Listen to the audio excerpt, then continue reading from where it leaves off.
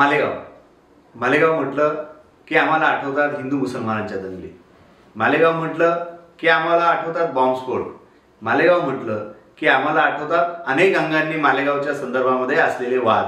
आणि मालेगाव म्हटलं की आम्हाला आठवतात मालेगावच्या संदर्भात महाराष्ट्रच नव्हे तर संपूर्ण भारतभर असलेला अफवा।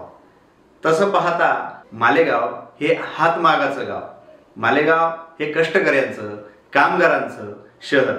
मालेगावमध्ये फक्त हिंदू मुसलमान दंगली, मालेगावात फक्त अफवा किंवा मालेगावात फक्त तणाव नसून मालेगाव इतरही अनेक अंगांनी समृद्ध आहे।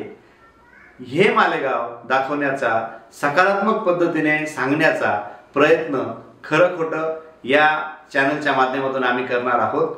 मालेगावची एक स्वतःची शैली आहे, मालेगावचा एक स्वतःचा इतिहास आहे आणि मालेगाव एक वेगळ्या अंगांनी समृद्ध आहे।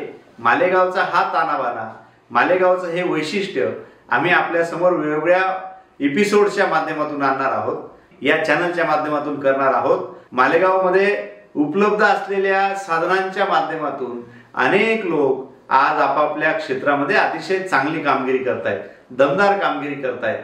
हे कष्टकऱ्यांचं गाव, हे प्रयोग करणाऱ्यांचं गाव आणि हे वेगवेगळ्या माध्यमातून शिक्षण घेऊन आहे त्या साधनांमध्ये आपले विक्रम प्रस्थापित करणाऱ्यांचं गाव आहे। असं गाव, असं आमचं गाव आणि मी मालेगावचा नागरिक म्हणून, मी मालेगावचा म्हणून आमची जबाबदारी आहे की मालेगावला एका वेगळ्या अंगाने आपण कसं मांडू शकतो।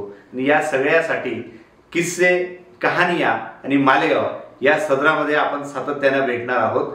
मालेगावच्या वेगवेगळ्या व्यवसायांच्या यशोगाथा, मालेगावच्या सामाजिक राजकीय महत्त्वाच्या मुद्द्यांवर चर्चा आणि मालेगावच्या वेगवेगळ्या तयार होत असलेल्या सगळ्या अफवा आणि त्याची खरी खोटी बाजू सांगण्याचं काम आम्ही या चॅनलच्या माध्यमातून करणार आहोत। किस्से, कहानिया, मालेगाव या वैशिष्ट्यपूर्ण सदरामध्ये आपण सातत्याने भेटत राहू, संवाद साधत राहू।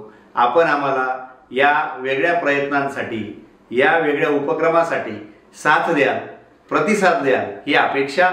धन्यवाद।